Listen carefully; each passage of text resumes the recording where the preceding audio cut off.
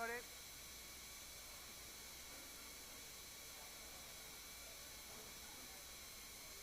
I think we're ready to go. So, distinguished guests and colleagues, it's my great pleasure actually to welcome you here as the chairman of the board of the Global Maritime Forum to the annual summit here in New York. Before we go, I would like to take a moment on safety because I think that's important. So there's no fire drills planned today, so if the siren goes off, then we do have to take it serious. There is exits on the back, red, not in Europe, but they're green. There is a staircase that goes all the way down. We will have staff waiting for you there to bring you to the point actually to bring us in safety. One other thing before we go into the summit is, I know there's a lot of people here which are relatively jet lagged. So if you do feel a little bit unwell, please come to one of the staff and we can help you out. So I think there's a little bit more chance than in normal conferences, so don't forget about that. Now let's turn to the summit. The Can-Do Shipyard. That is actually what this yard, the Brooklyn Navy Yard, was actually called in the Second World War. And in that day and age, this yard was there to support the war efforts of the US. In that time, war was there, the world had big issues, so did the US. At that time, in this yard, there were actually 70,000 people working to help really make a difference. A can-do mindset was actually needed to confront the rough seas facing the nation at that time, in that moment of crisis. And they did actually rise to the moment, and with the spirit of innovation and collaboration, they built and repaired actually 5,000 ships during the war, which is an enormous amount if you just think about that. That spirit of innovation actually included hiring women as mechanics and technicians for the first time. So that was a first off as well. So a very special place that we are. Today we're also faced with rough seas, and we all need to innovate and collaborate to overcome the challenges we are actually facing today. On everybody's mind is of course the war in the Ukraine, which is the largest war in Europe since that Second World War, and is causing massive destruction for the people involved and affected. On this topic, the ripple effects actually of that war are causing a global food crisis, an energy crisis, and actually also a cost of living crisis, not only in Europe, but across the globe. At the same time, the war also raises questions on the future of global governance, while the global issues we're actually facing are needing more and not less cooperation. One of these global issues, as we all know, is climate change. We're already seeing the impact in droughts, floods, heat waves, which have dramatic consequences for the local communities. Taking action to mitigate the worst impacts of climate change is critical not just for this generation, but also for many to come. This will require a fundamental change, and I think we talked about that a lot, of our energy system, including how we generate power, electricity, but also how we consume and how we transport goods and commodities. Changes which will have significant impact on global trade patterns. But trade patterns is not something that's just on the horizon. We've also seen this during COVID-19, where actually we started to realize that our supply chains are only as strong as the weakest link, which basically meant that a lot of companies or governments started to look at how we can actually make this a lot more resilient. While international trade is facing complex challenges, we should never forget, though, that the incredible benefits it is of international seaborne trade. Something that I think is being overlooked at times. Seaborne trade is a key driver of economic growth and critical to access to food, energy, and goods all over the globe. Preserving these benefits should be top of mind, I think, as we go through the debate, because it does contribute to sustainable economic growth and human development. To fulfill the potential of international trade, we need the right people with the right talent, both onshore but also at sea. From digitalization to decarbonization, our talent needs are changing very, very quickly. Competition for talent is fierce, we see that every day. And in our response, we need to really understand the expectation of the workforce going forward. The same applies with the needs of the seafarer. They had a very, very hard time during COVID, the crew crisis on top of that. And although there's a lot of things that have been done, there's still a lot to be done for them. We also need to realize, I think, that society's expectation on us as an industry, and probably also as individuals and leaders in that industry, are changing. This is not only because of governments, customers, investors, but it's also the general public. And they expect us to not only address the environmental challenges that we're facing today, but also ensure human sustainability and governance. To be honest, I think this is good, because it's a sign that the stakeholders are actually recognizing the crucial role that we're actually playing in the global economy. The issues I've outlined so far are complex. So today we'll spend time exploring these with the help of some outside experts, which I think is fantastic. Tomorrow then we'll use these learnings and really try to get into some mode of collaboratively working together and tackle some of these challenges. Collaboration is actually in many ways one of the founding principles of the Global Maritime Forum. Our core belief is that by working together we can do much more. A lot of times actually a lot more than we think. One good example of that is what happened 3 years ago, and it's actually tomorrow exactly 3 years ago, when we launched the Getting to Zero Coalition at the United Nations headquarters, just down the road. Well, down the road is maybe not the right word. And actually many of you were involved there. The goal is actually of that coalition was to have zero carbon, commercially viable zero carbon ships on the water by 2030. And at that time, and I was very involved in that as well, there was many people that said that was absolutely impossible. Look at us now, 3 years later. Many people, a lot of them actually the same people, are now saying that we should be net zero by 2050. And we are making progress. And I think that is something that is key. Another way this is expressed is that the ambition of the coalition is now net zero by 2050. And today we also have the both Poseidon principles actually declaring that they're going to the 1.5 climate aligned trajectory. And I do expect the Sea Cargo Charter to follow suit. And I say that because I know that that question is going to come up. However, there still needs to be, a lot needs to be done, so we can be proud of what we've done, but there's still a lot to be done. I think we need to turn the momentum in shipping decarbonization into action, and I think many agree with that. So we can get the right policies in place, establish green corridors with first movers, but also taking action on nearby emission reductions, which are also very important going forward. We also need to dive into the action on human sustainability and talent attraction, where much is needed to actually make sure that over time a career in maritime is the preferred choice of the next generation, both onshore and at sea. Finally, ensuring resilient supply chains equipped for the future trade will be crucial safeguard to the many benefits I was talking about in international seaborne trade for global growth and development, so don't forget about that. Personally, I have 3 ambitions for this session. First of all, I would like to better understand the changing geographical landscape and how that actually translates impact on the industry and on seaborne trade.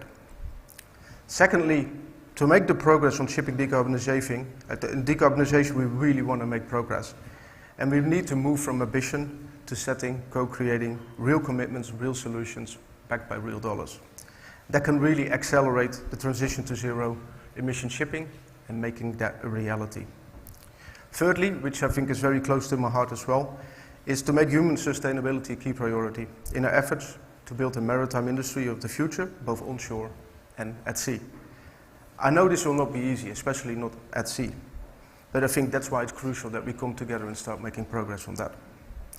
And I am sure that if we bring this can-do mindset of the Brooklyn Yard, where we all are, into our discussion, we can actually do this, and probably much more. So I would like to take this opportunity as well to thank our strategic partners, and also the project funders. It's very clear, without you, this would not be possible. So thank you for that. To help us guide through the next 2 days of learning and collaborative work, it's my great pleasure to actually introduce our moderator, Nick Davis, who will lead us through the summit. Nick is the industry professor and co-director of the Human Technology Institute at the University of Technology in Sydney. He has previously led the work on the fourth industrial revolution at the World Economic Forum and has worked with a wide range of companies and countries. That makes him an excellent fit, I think, to lead us through all the challenges, but I would also like to underline the opportunities that come with that in the next couple of days. So Nick, all yours. Thank you, Jan.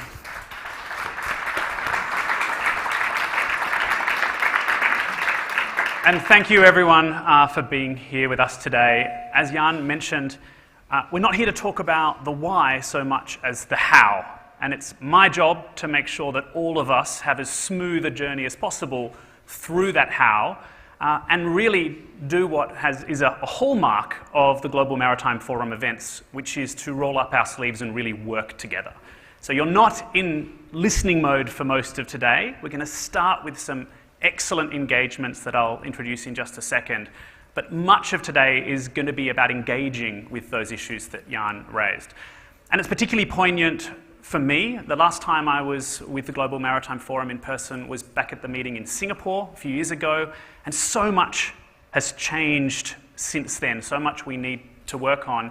And the one story that's reminded me of the importance of what we do today is my mother, who is a retired midwife. And when I told her I'm going to New York to moderate the Global Maritime Forum annual summit, she said to me, "Can you get me some autographs of shipbuilders and shipping owners?" And I said, "Oh, that's interesting, Mum. You're in your 80s or late 70s, and you're thinking about this." And she said, "Well, look, since the COVID has come out, I have just become addicted to YouTube videos of loading and unloading in ports, of the movement of ships around the world, because it's so critical to the way we live our lives."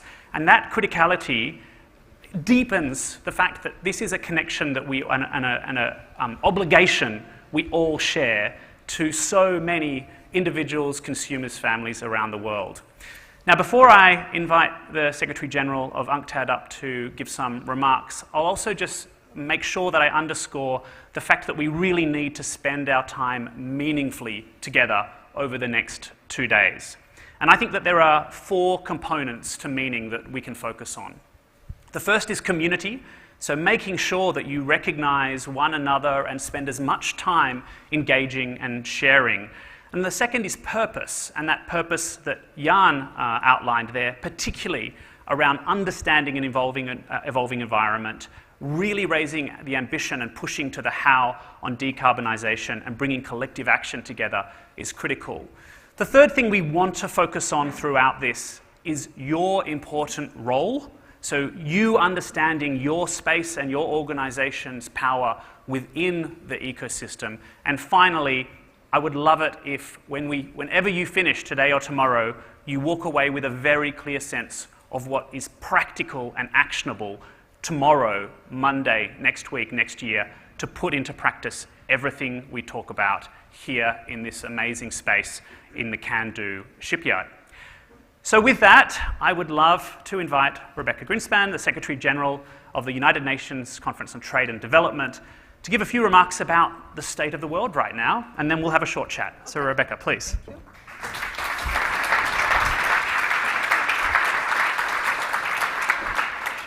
So thank you very much. It's really a pleasure to be here. And as we say in the UN, all protocol observed. So hello, everybody. And let me really begin by thanking our host, the Global Maritime Forum, for the excellent collaboration with UNCTAD. Here is the director of our branch in logistics in UNCTAD, Jan Hoffman, that has had a long-term relationship with you. And thank you for organizing this forum in this wonderful place. I also heard about the Can-Do shipyard. I hope that we will take that as a motto for the UN. Can do is what the world needs right now. So and just to make sure that the symbolism of the moment is not lost on the audience, the organizers titled this edition of the forum with the words, "Braving the Rough Seas." So braving the rough seas from the can-do shipyard. I think all of us here know exactly what this means. This is why I don't want to only thank the organizers, I also want to thank all of you here present today from all along the maritime trade supply chain. I want to thank you for doing all you can do to brave these rough seas through the work I have done through the Black Sea Grain Initiative and the agreement for the unimpeded access of Russian food and fertilizers to world markets. I have seen your bravery firsthand. I have seen you sail through literally mine waters. I have seen you work the ports in the middle of a war zone. I have seen you get out and come back in to get grain and fertilizers out into world markets in the middle of a food crisis. So from the bottom of my heart, a big thanks to the maritime transport industry. But let me say one thing, which is in a way the one-line summary of the speech I have prepared for you today. There are rougher seas ahead, and we will need your bravery more than ever before. So, dear friends, to say that maritime trade is going through a historic moment of crisis and disruption is accurate in the sense that it is true. But it is also inaccurate because this description is incomplete. The disruption in trade that we are seeing is just one of many across the entire international system. The world is not just dealing with one crisis, but with a cascade of crises, as the Secretary General of the UN, Antonio Guterres, calls it. So since 2020, no country has had a rest from being in emergency mode. And things are getting, in some sense, worse. A public health crisis has led to a socioeconomic crisis, which is now rapidly turning into a debt and finance crisis, where up to 60% of low-income countries and 30% of middle-income countries are near debt distress. And yesterday, the Federal Reserve increased interest rates again in 0.75 points that will hit developing countries even further. Climate change is hitting us harder every year. I heard what Jan said. Piling up costs at a time where countries don't have enough fiscal space to cope with disasters, let alone invest in their own long-term development. And prices for key commodities are a multiple times the average of the previous decade. In the case of food, at least 50% higher, even as the market has come down. In energy, twice as high. In shipping, my understanding is that it's 3 times. And in fertilizers, 3 times as high. So, Sven, we are around 3 times still. The case of fertilizers is particularly worrying for us right now, since it is the top input cost for many small farmers around the world who are being priced out. We are already lost a sowing season in West Africa because of this, and we know we are going to have a problem of food insecurity in West Africa from now. We already know. So the food affordability crisis that we are dealing with today may become a food availability crisis next year because of this fertilizer issue if we don't intervene. So inflation has returned to all countries. And let me just say that in this availability crisis, we are including rice. Prices of rice are starting to go up. Rice was not one of the staples that was hit by the war. So it is a consequence of the inflation in fertilizers that we are seeing. India has just put a ban in all exports of rice from India. And believe me, a rice crisis in the world is something that none of us want to see. So inflation has returned to all countries, but in developing countries, inflation is being turbocharged by its ugly twin, depreciation, as most currencies struggle to compete with a stronger dollar fueled by rising interest rates. So even if international prices of food have come down, domestic prices in developing countries are still going up because of the depreciation issue. So people are suffering, with the number of the food insecure tripling in 3 years to almost 350 million people. And the extremely poor is growing by more than 70 million in just the first months of this year. So families are unable to cope. 60% of all workers have lower real incomes than before COVID.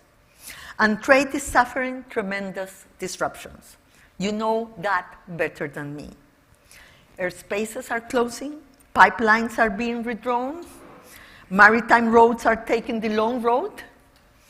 Geopolitics, not economics, is now in the driving seat of globalization.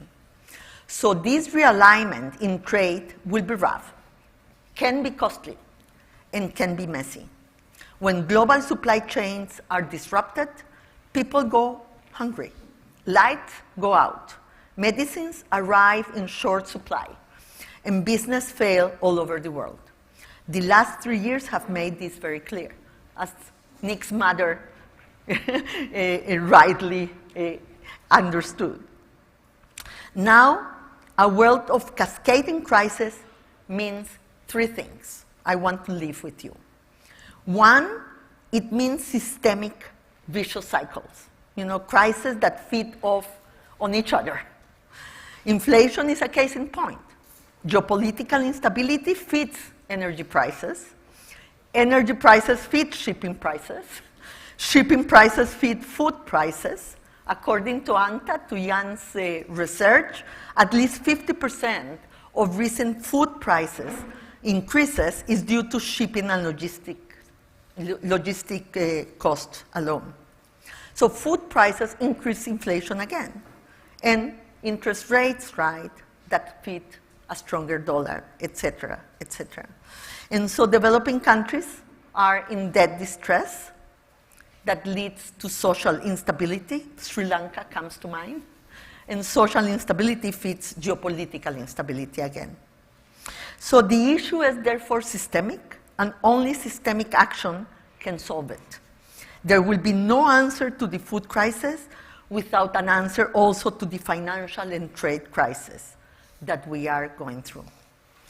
So the number 2 thing I want to leave with you is that cascading crisis means cascading inequalities, crises that leave more and more millions of people behind.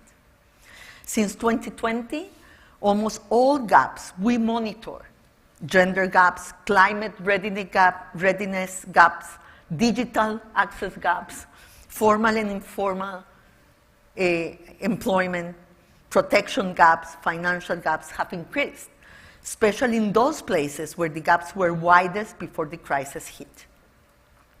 So crises have disproportionately affect, the most vulnerable people. So since the world is becoming more unequal, it is also becoming more fragile. And the third thing I finally want to tell you about cascading crisis is that it's cascading instability. I don't know what the next crisis will be, but I know that it is coming. And I know we have to be more ready for it. So action today is therefore all the more important than action tomorrow. So dear friends, these are the rougher seas we face. The question is what we can do about it. As I have highlighted, trade has an enormous role to play, and especially maritime trade. Despite all the challenges I have mentioned, we expect maritime trade to become more and not less important in the years to come. A case in point is what is happening with natural gas. The seaborne LNG market has taken off this year as a way to cope with gas pipeline disruptions. For the first time in history this year, at least half of Europe's natural gas consumption will be brought by ships. The problem is that there might not be enough LNG to go around. We are already seeing reports of countries in Africa, Bangladesh, for example, being priced out of LNG spot markets. According to UNCTAD calculations, the LNG market is missing around 50 billion cubic meters of gas to meet everyone's demand, about 10% of last year's total LNG exports. This is why investments are so important. We need more, and not less, gas carriers and LNG infrastructure, including liquefaction and regasification plants and facilities. I said earlier that trade realignment will be messy. Well, precisely because of that, it will be a huge opportunity for the maritime business. As some maritime roads become longer, new roads emerge, whole new supply chains are built, and new countries in new ports join the global trade.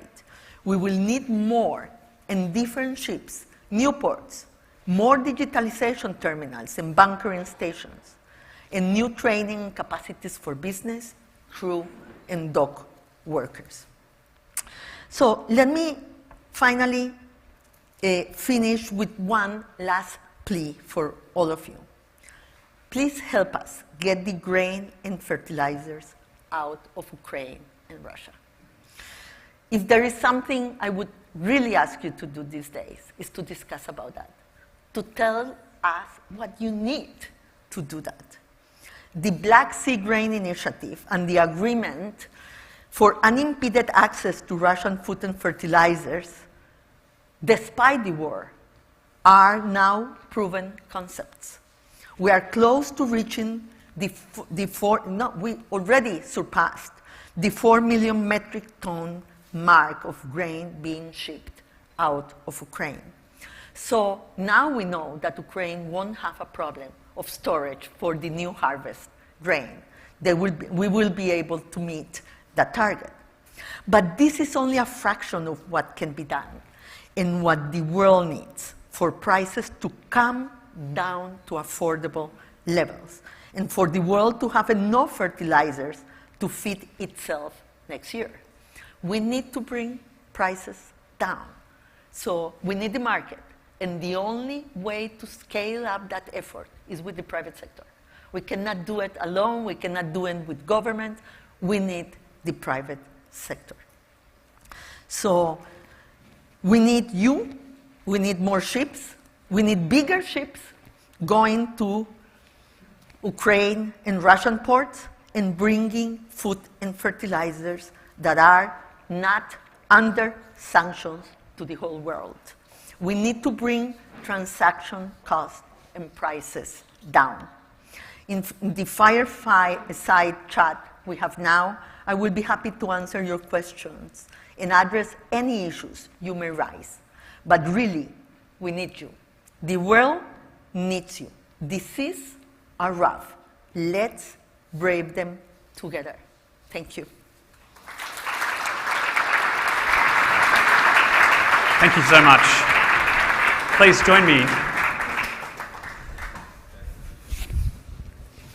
So really this morning is about scene setting towards that call to action. So Secretary General, I just wanted to take a couple more minutes to dive a little bit deeper into particularly that first plea you made there for the role of the maritime industry in supporting on getting that grain and fertilizer out of Ukraine and Russia. You mentioned bigger ships, more ships. Is there anything else that you think, in terms of what UNCTAD's been looking at, the data that you've been developing, anything else there that could help unlock that work? Or have you heard anything coming from the maritime sector in terms of support from UNCTAD and others that you think we could latch on to today to discuss and solve? Well, I think that it's very important to get the information out there. Yes. There are a lot of the nitty-gritties of the agreement of what is happening that is not well known. And if we need to do anything for that to happen, to put a help desk, a line, whatever thing you need to really think that you can do it. Yes, that there are the conditions. And tell us, what is the conditions that you will need to see? Not perfect conditions, but enough conditions that you need to make this possible. Yes. I couldn't stress more how important this is for the world, because really this can be like the element that breaks the vicious cycle. If we can bring prices down, and then we can get fertilizer and food for everybody that needs it, and we can avert a food insecurity crisis, we will bring inflation down, and we will allow for these feeding cycles not to go on and on. And I think that this is the single most important thing that we can do, and probably the most important thing that the UN and the multilateralism has done in the last years. That's great. And so if you're sitting in the audience and you're thinking, what is one thing that I need to work on and discuss with my fellows across, whether you're a cargo owner or a shipping line, or you're working on the materials and the agricultural side, that's the first call to action there from the world, really, as well as from UNCTAD and the Secretary General. I guess the second thing, before we move to our panel, that I wanted to ask you, Rebeca, is just this broader idea of the fact that we are now realizing how critical the link is between the maritime industry and the value chains that make it up, between trade, and then it's in the name of your agency, development, and in particular the needs of developing economies, which are at the heart of much of the work that you do. Is there anything else beyond this particular crisis intervention that we should be thinking about as a set of stakeholders to make sure that global trade extends and remains this driver of development, particularly for those least developed and developing countries who are looking to continually raise their standard of living? Yeah, besides the very important issue of climate change, yes, and decarbonization that have been put in the agenda, I think the other one is infrastructure and digitalization of ports. And the developing countries really need help to make this happen, especially now that we are seeing a tendency towards regionalization of trade. Yes? And I think that it's very important to get regionalization right, in the sense that we are not asking for countries to integrate, for example, the African continental free trade area. We want that to be a way for Africa to be more able to participate in the global trade, not to retreat from global trade. If we want that to be so, for regionalization to help a better globalization, let's put it that way, we will need much more infrastructure and connectivity in those countries. And that's something that is not easy to get right, because usually only the big countries will get the infrastructure they need, and the small and medium countries or landlocked countries, for example, will be left behind. So to help to imagine and drive with evidence and with the private sector what that infrastructure and those investments should look like can be very, very important. That's fantastic. And then just one final question, because we're so grateful to have you here today, to have Jan and others participating. But in terms of this amazing audience of stakeholders across the maritime industry, is there anything else that would help you and UNCTAD in your job? Any data, ideas, feedback, thoughts, ambition that you think, we can have this conversation and move one step forward? I think that one of the things that I noticed during this time that I have been coordinating the task team of the UN on the crisis response group is that we need more and more evidence-based analytical tools, real information in real time. Because if not, decisions at the global level and at the political level will be taken in the wrong way, let's put it that way. I won't qualify it, but in the wrong way. You know, the more we can bring evidence, dialogue, consensus building into the political decision making in the world, we will help the world a lot. If we can do that together, I think that UNCTAD can be a good partner. Thank you so much, Rebeca. Thank you so much, Secretary General. Can everyone give a round of applause? Thank you so much. See you soon. Now, I mentioned that this section of the morning is a bit of a scene setting, a call to action for the really hard work, and I'm not going to lie to all of you. Those of you who are staying with us from about 10:45 onwards, we are going to really work together in the best way that those of you who have been to a Global Maritime Forum Summit before know pretty well. But we do want to make sure that we just spend another half hour or so really getting clear about decarbonisation and the ambitions, raising the ambition for decarbonisation as a group, as a sector, not just individually as single players, but collectively. And so I have 5 fantastic panelists who will come and sit on the chairs in stage. So I'm going to sit at this end, somewhere in particular, but I'll just introduce each of them to come up as we set up. So I might start with Andreas Rangel-Ahrens, who's the head of climate at the Ikea group. Andreas, if you sit actually in this first chair here, this one coming straight past you. Perfect, thank you. Then Michael Parker, the Chairman, Global Shipping, Logistics and Offshore from Citi. Welcome, Michael. If you could just be next to Andreas there and around behind those blocks. Then it's a delight to introduce Jeremy Nixon, the CEO of Ocean Network Express, ONE. Then, as has been mentioned a couple of times, Svein Tore Hosseter, who's the President and CEO of Yara International. And last but definitely not least, Jane Lubchenco, the Deputy Director for Climate and Environment from the White House Office of Science and Technology Policy. Now, when we talk about raising the ambition on decarbonisation, you can see we are representing all the stakeholders that are required here. I mean, it is just, as someone who used to spend a lot of time at the World Economic Forum, this is a bit of a dream panel in terms of thinking about how action moves and how we actually get change in a system.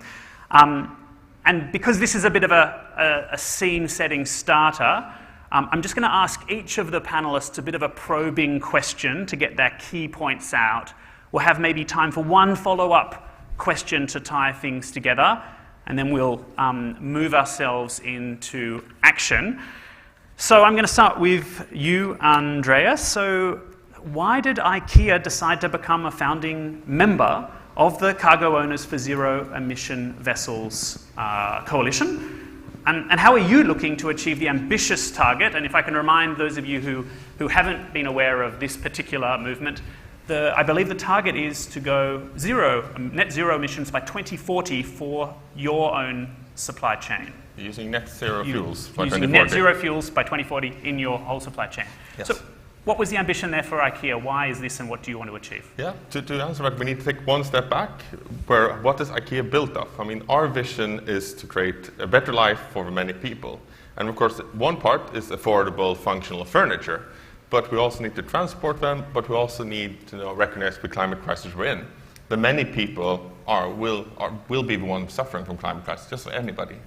So we are committed to do our utmost to contribute to limiting climate change to 1.5 by reducing our own emissions in line with 1.5 and contribute with additional reductions in society. And it cannot be stated enough that it's all about drastic emission reductions. We will use no offsets to reach net zero. I think that's also key to point out. And we are a furniture company. We also, of course, meatballs for food, but we need to transport them. Otherwise, I mean, Produce from one point, we move into the store. So transport is critical. And wanting to say, well, maybe ocean transport is not so big, it's 2%. But in order to actually reach what science tells us, we need to address each and every part of our value chain. We also know that customers look to know how has the product been produced. So it's both a reputational part, but it's also part of a responsibility to address this. So how will we do it? And I think this is coming, and I'm also looking into what you will say as well, but I think the importance is just to commit. We know exactly what to do, science tells us. We just need to commit to say, where do we want to go? And looking into transport, we talk about raising ambitions, but if we already commit to the highest, but we will eliminate the emissions already by 2040, we have set the goal as well. We are there. Then the hardest part is how to reach it. And I think also looking to the human nature, what has made humans so successful? We work together, we adapt to challenges. That's why the human race has been so successful. So why not also work together when addressing climate change? COSEV is really on it. It sets the ambition by zero emission fuels by 2040, and we work together. And it's so great that already in a year, we've doubled the amount of members. This is exponential growth of the members. So think about where to go if more joins us in this initiative. How can we transform the world as well? So I'm all positive as well. I also thought about this note we got. I used to believe, and now I think. I used to say that I'm a cynical person, but I'm at least an optimistic cynical person. I see all of the challenges that we have. I really do, and there are dark days as well. But things like this is what keeps me optimistic, because in the challenges we find the solutions, and COSEV is really one of those solutions. That's great. And so for those of you who haven't yet completed or posted your one of these, this is a key output from the beginning here that you can put on the board over there, just as Andreas has done. And so I guess what I'm hearing from you, Andreas, as well, is we shouldn't set modest ambitions and then continually push them up over time as we exceed them. We should be really shooting for what actually needs to hit those targets to put us on 1.5 to get there and work together to that high ambition now. I wouldn't say high ambition, it's what's needed. It's what's needed. Yeah, I'm thinking, we need to shift it. Why do we increase ambition? Why do we say what's needed? We know what's needed. And then let's work together on it, because then we don't need to discuss the what, but all about the how. All about the how. And it's all about then how can we get the right policies and regulations in place? How can we agree on what is the best source, how to produce it, what type of energy is needed to produce, say, the zero-emission fuels, which are the green corridors to prioritize? All of those things, but the key things to actually get the movement happen. Then we focus on that instead. That's great. So over to you, Michael. Speaking of ambition, at City, you were a driving force behind the Poseidon Principles. I can see the lapel mark there. It wasn't just City, it was also you personally. I see that you're on the chair of the drafting committee of the Principles. Why did City, as a financial organization, come in so hard for this? And where do you see the biggest challenges in pushing all the kind of ambition that Andreas has talked about further? I'm going to answer that question in a number of ways, but first of all, I'd like to pick up on what Andreas said and say that contrary to public perception, bankers are human too, and we may be regulated, but we do believe in things, and I'll come back to that. I'd like to start because the way of answering your question is a metaphysical way as well as a practical way, and I'd just like to reread the quote that I used when we launched the Poseidon Principles. It's from Shakespeare, and I think it applies to the Global Maritime Forum just as much. There is a tide in the affairs of men which, taken at the flood, leads on to fortune. Omitted, all the voyage of their life is bound in shallows and in miseries.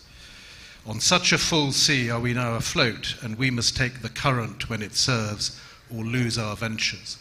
And I think that sums up practice for all of us who are part of the maritime value chain. It's not just the opportunity, it is also the obligation. It started for me, I think it was 2017, when I got a call from New York, and as usual I'm from head office, I'm here to help you, but it was, I'm looking at TCFD and would shipping like to be a pilot? and are you head of shipping, and you don't know how to answer that because you've no idea what TCFD is or what the next question is going to be. So I put the phone down and asked some questions of some people to find out what it was actually about. And my fellow bankers here, I'm sure, would agree, you really have to think before you answer the question, because you've used to been dealing with an industry that is by many people thought to be highly volatile, highly risky, and A, do you want to admit to the responsibility in your institution, but also what's coming next. And I think what was key, Citi had agreed to be a pilot for TCFD, the Carney and Bloomberg initiative launched by the G20. I saw it as an opportunity because you can see what's coming down the pike. Already the energy portfolios of big banks were under question.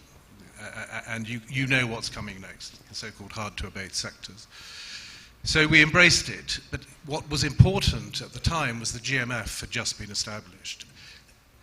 I wasn't going to do this alone. No one can do anything alone. We had to have the collaboration. What the GMF, through the initiative of the DMF before it, had established the means of collaboration. And so under the auspices of the GMF, working with our clients, this is absolutely key. This isn't banks imposing something. So with ship owners, with cargo owners, we sat down and we took advantage of the fact we have a global regulator. We criticize the IMO for being slow, but we're very fortunate to have the IMO. And we were lucky that the IMO had brought in the DCS regulation. So we were able to use actual data, which no one else can, or maybe can now, but didn't at the time. And we also took advantage, I think, of what, for all banks in this particular topic, were feeling their way. And what I and my colleagues in the Poseidon Principles, I think, saw was the opportunity to take the initiative with our clients to set the standard for our industry and to show the leadership for shipping and, frankly, to find a way of showing the importance of this industry to all the other industries. And so that collaboration, I think, was crucial to that. And as Jan said in his opening remarks, we launched today an ambition statement signed by the Poseidon Principles for Financial Institutions and the Poseidon Principles for Marine Insurance, committing to 1.5 on a well-to-wake basis. And we are committing, if we can, in the sense of we intend to execute against that in the first half of next year, and hope we'll be able to, it depends of course upon appropriate 1.5 trajectories being published, but also to take advantage of the IMO and MEPC 80, and they're raising their ambition. The last point I'd make is we have, as a result of GFANS before COP26, the Net Zero Banking Alliance and the Net Zero Insurance Alliance. So those of us who are signatories to those are already committed as institutions to net zero.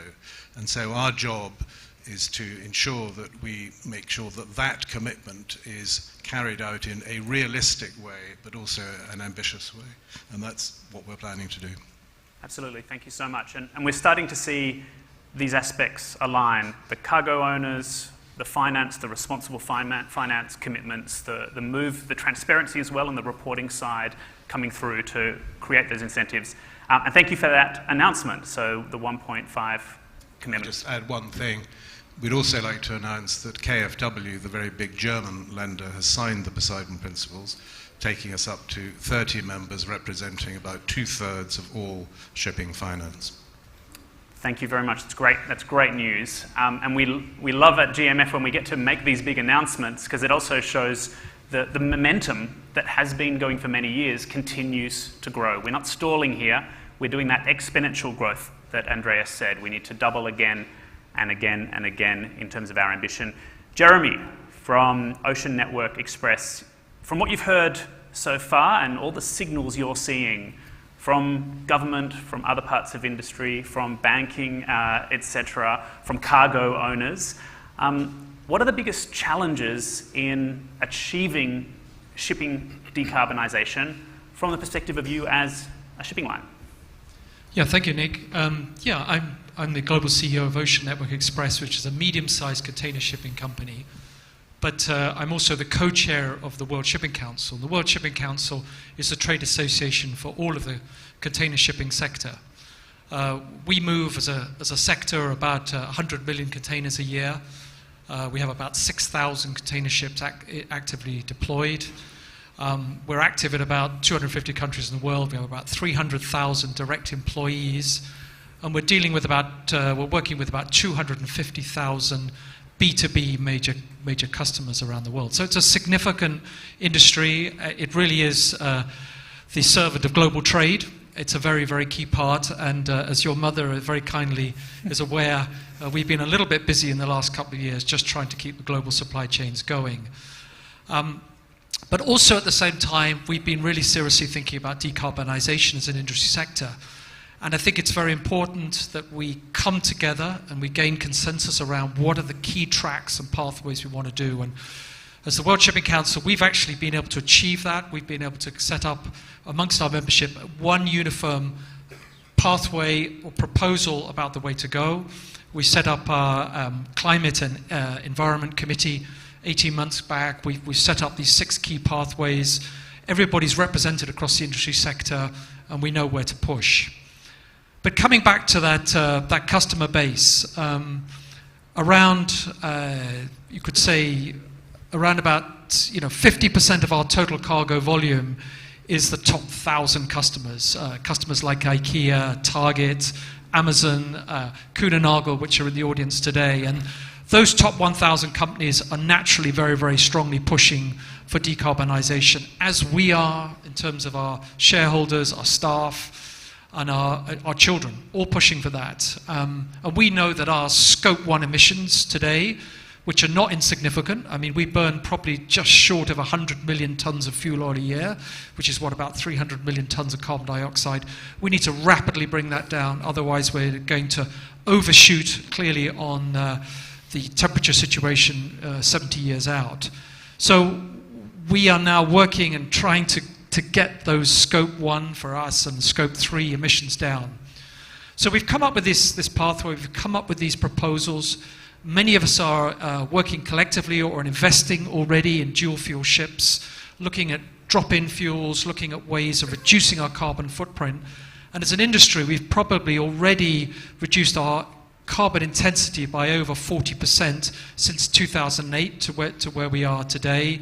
And we're moving strongly along those targets. But the critical 2 components to get to the next stage, and it's all been about private-public partnership up until now and needs to be going forward. But in terms of the key 2 topics or issues that we need to address, one is the issue of market-based measures or carbon fuel taxes. The fuel costs today are about $1,000 a ton. The new fuel types are going to be $3,000, $4,000, $5,000 a ton initially. That's a huge gap to cover.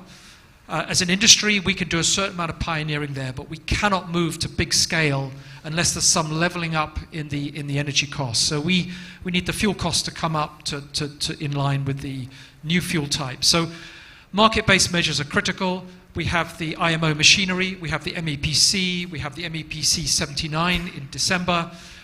There they will start to discuss specific types of market-based measures. But if we're not careful, it's going to take 1 or 2 years for that to come to some kind of conclusion, and then it'll take probably 1 or 2 years after that to actually start to implement those proposals. So here we are in 2022. If we don't get clarity from 2024 and implementation from 2026, that's a long runway of 4 years that us as an industry and our boards and making investments have to kind of guess the way we're going. So we need to get much more clarity on the market-based measures. We have a number of countries who are really supporting and helping that at the IMO. We have certain countries which are against the measures. We have this middle ground. The elephants in the room, we need to move that middle ground more into the majority so that we can get something specific. The second and most critical issue is we need to have the green fuel. We need to have the green hydrogen fuel stocks. If we leave it purely to the energy companies, we will probably fall short. They need an enormous amount of financing, an enormous amount of support from government.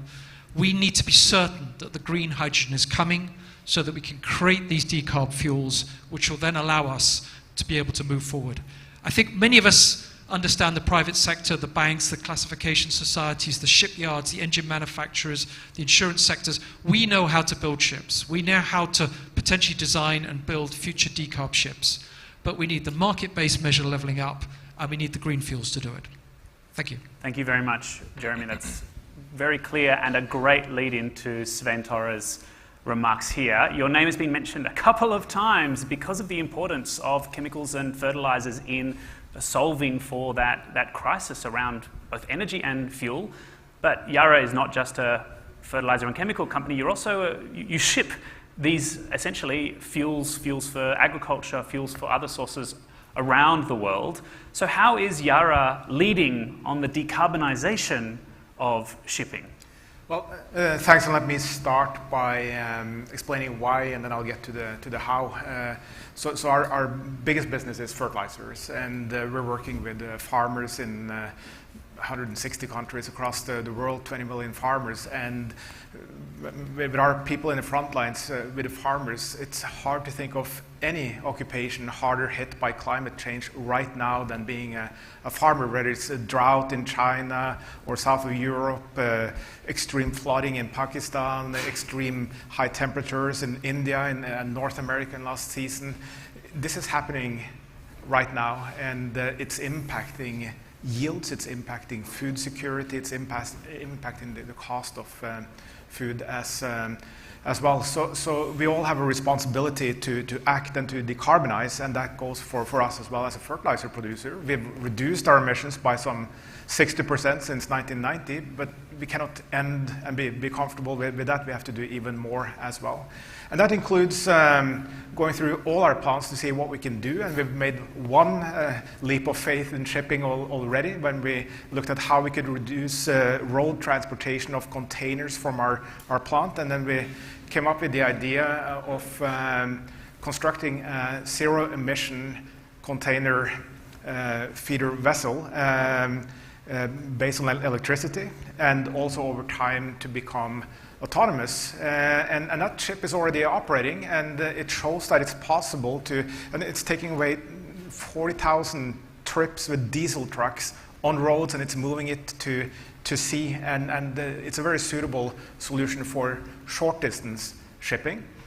But we need to do more, and then we're on long distance shipping as well. And in the production of fertilizer, one of the main components that's ammonia, and we're really producing that to get the nitrogen. But what is interesting is that it contains hydrogen as well, and it's a very suitable fuel for longer distances. And you can do that either with carbon capture and storage to get blue ammonia, or by building out renewable energy, and you get green ammonia, so you have a fossil-free fuel. And in order to enable that, we've decided that we want to support the direction of the industry, so we've separated out a new unit called Yara Clean Ammonia, where we're backing that up with our assets. We have 17 production units of ammonia across the world. We are operating 11 ships, so ammonia is being transported on ships already, so we have that competence, 11 ships to do that, and we have 18 terminals. So a lot of the infrastructure is there already supporting the fertilizer industry, but this can be used to support the shipping industry as well, to scale up faster. We're already now constructing the first pilot plant to produce green ammonia. We're working on a full conversion of our plant in Norway to use hydroelectric power to do that. But this is something we cannot do alone. It has to be done in partnership. So we're working with ENGIE, with Ørsted, Idemitsu Kosan, with JERA, with Trafigura, and others to get this done. And here it's also important to think full value chain, and that's why I'm really happy with the initiative from the US State Department together with the World Economic Forum on the First Movers Coalition to really create incentives and also structures in place for the ones that understand the need of this to think all the way from production, shipping, and to the end consumer. So this isn't something far into the future. It's not a fantasy. This is, with green ammonia, it's really a plug-and-play reality. It's all about just wanting to get it done. That's fantastic. Thank you, Sven Tora. So you got that green ammonia production facility which ties in to the rest of your value chain, but also you have container vessels which are using zero-emission vessels which are using essentially that feedstock to move at that, using electricity, I guess feeding electricity to be zero-emission vessels, to things that 5 years ago were just a thought, an idea, rather than something that is now in existence. So thank you for that, and it's a great lead-in then to Jane and the White House Office of Science and Technology Policy. Jane, what is happening for you at the US government level? What actions are you taking to accelerate the pace of this decarbonisation? Thank you, Nick. And I just have to say how exciting and energizing it is to hear all this amazing work that's underway. And I think Andreas, you started off by focusing on responsibility and reputation. And that's just a magical combination. And the time for ambition is now, the time for action is now. And this is just so exciting. So turning to your question about the United States and what we are doing, since the very outset, the Biden administration has made it a priority to keep the 1.5 degree target within reach. That is what we need to be doing. It's not easy. It's really important. And international shipping continues to be a key sector in enabling that to happen. And I would go so far as to say, as goes shipping, so goes the world. So what we're talking about here today is critically important. This audience knows more than anyone else probably that emissions from shipping are significant, and we are not currently on the trajectory to stay within the 1.5 degree target. Special envoy for climate, special presidential envoy for climate, John Kerry, has noted that if shipping were or he's fond of saying, if shipping were a country, it would be the 8th largest emitter. So that just sort of puts things in perspective. So green shipping has been and is a high priority of the Biden administration of the United States. And we see opportunities both inside and outside the scope of formal negotiations to spur the transition that we need. For example, number one, during the Leaders' Summit on Climate, we committed to work with countries in the International Maritime Organization to adopt a goal of zero emission from the sector no later than 2050, and to adopt goals for 2030 and 2040 that will put us on a credible path to this decarbonization. Secondly, for COP26, we worked with the UK, Marshall Islands, Denmark, and many other countries on the Declaration on Zero Emission Shipping and the Clydebank Declaration to establish green shipping corridors. Third, we launched the First Movers Coalition at COP26, which seeks to harness the purchasing power of companies to decarbonize the hard-to-abate sectors, including shipping.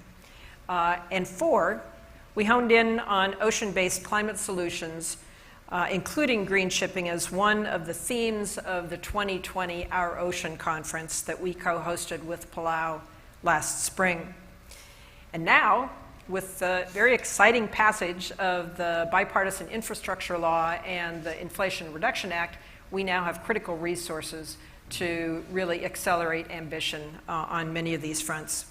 So looking ahead, we are working hard to ensure that green shipping is a highlight of COP27. So that's squarely on our radar screen now.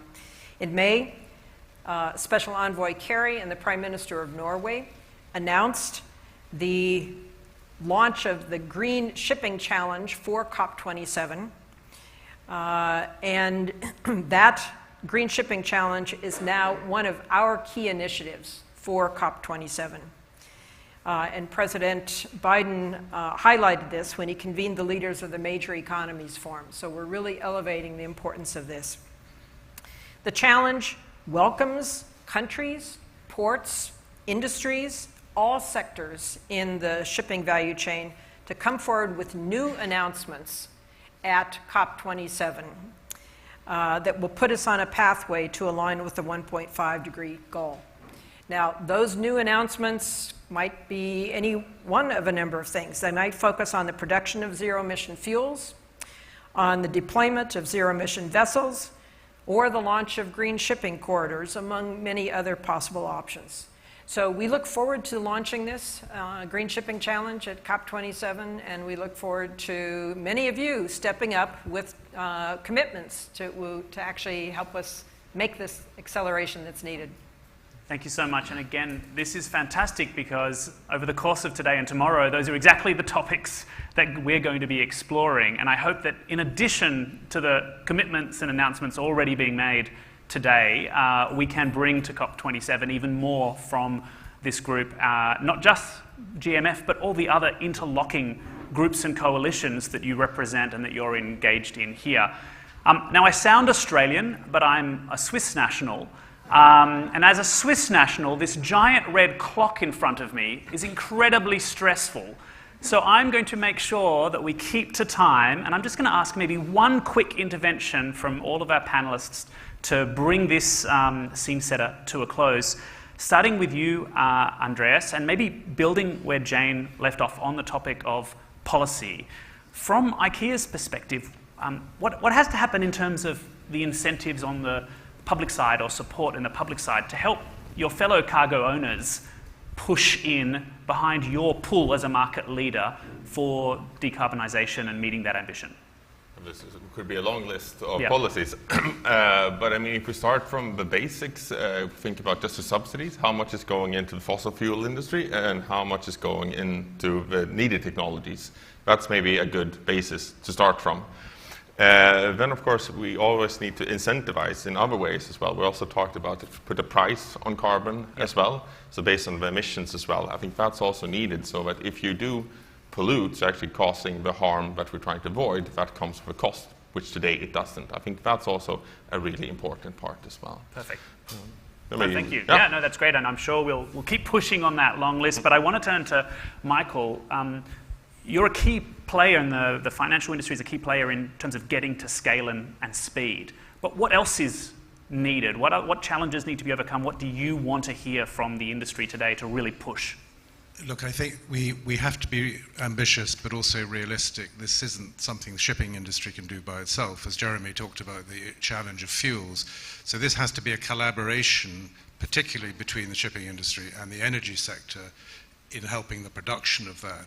But I think it means also real things. The financial community is ready to invest in the new technologies. The Clydebank Declaration, to my mind, was a fantastic announcement by those governments at COP26.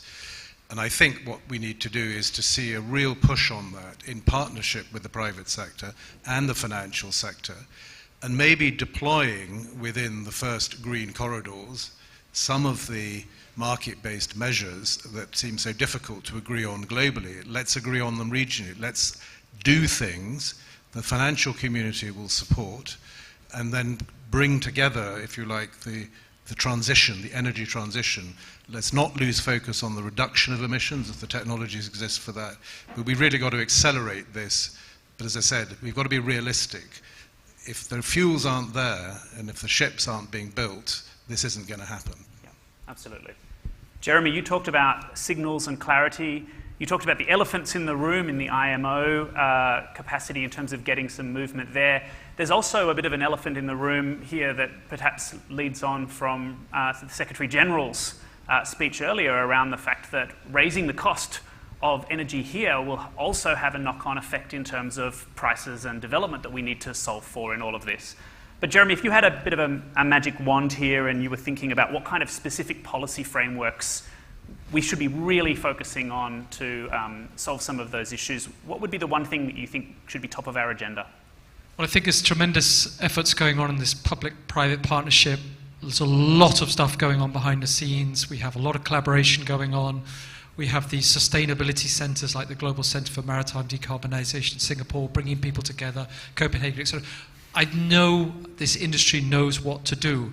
The two key things we need, and I'm sorry to keep coming back to it, is we've got to know we're going to have this levelling up in energy costs in the future. that will accelerate the moving from carbon fuels to decarb fuels. So we need those market-based measures. We need to make real progress at MEPC 79 in December in clarifying and coming up with some type of market-based measures which is transparent, predictable, understandable, universal, which we can pass and work with the supply chain to share together. This is really critical. And if we can try and do it, by MEPC 80 or 81, whatever it is, but we've got to get this right. And the second one is, totally agree on the fuel side. Ammonia looks a real good opportunity. Any form of green hydrogen, we need a lot more of it. And we need to make sure that shipping doesn't get left behind again. Today, shipping is burning the bottom end of the refinery barrel, which no other industry, land-based industry, wants. We cannot have that. We have no other option. If we can decarbonize shipping, we can decarbonize the world. If we can get the green fuels, we can't just plug in on electric batteries. We have to get these hydrogen, ammonia, carbon capture technologies to work for the maritime sector. Thank you, Jeremy. A great call to action there. Sventora, you're part of the solution here. What other synergies and support do you need, along with your other players in your sector, to make sure that we can deliver on this promise of the fuels and the technology and the movement? Well, I think one of the biggest challenges we're up against is that the safest thing is to sit still and wait and hope someone else will solve it, because of the uncertainty that it means to be moving first. So should we do the conversion and produce green ammonia and hope that the shipping industry converts and goes for ammonia as a shipping fuel? Or should you convert your vessels and hope that we're going to convert to green ammonia in our sector? And I think in this case we have to do it in parallel. We have to do this together, and also with regulators to create the certainty that is needed to invest billions of dollars to make this change. But I think, from what I'm hearing here and what is happening now, the urgency is understood, the why is there, so it's about making this happen now, and we're in 2022, so, and knowing the time it takes to change the fleets as well, this needs to happen immediately, and then we need to really join up together and drive this forward, but to have the predictability on the incentives or the regulatory schemes is key as well. Thank you very much, Sventora. Jane, I loved your line there, as goes shipping, so goes the world. We're not currently on that 1.5 degree pathway, but we want to be. The people in this room, I think, are all aligned in that ambition. How else, besides the Green Shipping Challenge, the announcements, the work we're already doing, how else can we help you? What else is the White House and policymakers around the world, what are they asking for to really make sure that we deliver on this promise? I think it's obvious to everyone, but we can't underestimate the magnitude of the challenges that we're facing here. And there's no single silver bullet. There are a lot of promising technologies, promising solutions. But we are in this together, and we have to be successful. We just don't have that luxury, and we don't have the luxury of time. This is a time for public-private initiatives where we can draw on the assets of what the governments can do well, what the private sector can do well, and that needs to be coming together in support of our common future. So for industry to be being creative, to be willing to step up and say, this is important, this is happening, and this is what we are doing, join us. We need leaders in this space. We need industries that are coming forward, but bringing others with them. This is, yes, about first movers, but first movers have to bring the middle team along as well. So it's a question of all of us working together and really pushing as hard as we can, because we must be doing this, and it's so important. Absolutely. Well, thank you very much. If you could join me in thanking Andreas, Michael, Jeremy, Sventora, and Jane. Please, Jane and gentlemen, jump back down. We're almost at the end of this opening session. But this is hugely inspiring. It's inspiring for two reasons. It's inspiring because you can hear the passion and the commitment that's coming from the speakers, but also it's inspiring because we are really privileged, thanks to the Global Maritime Forum, to be delivered a space and a set of tools to work on this and really push that level of ambition into action, as Andrea started to call us. So I'm just going to give you a little bit of a hint on the journey ahead, and then I'm going to tell you how you roll up your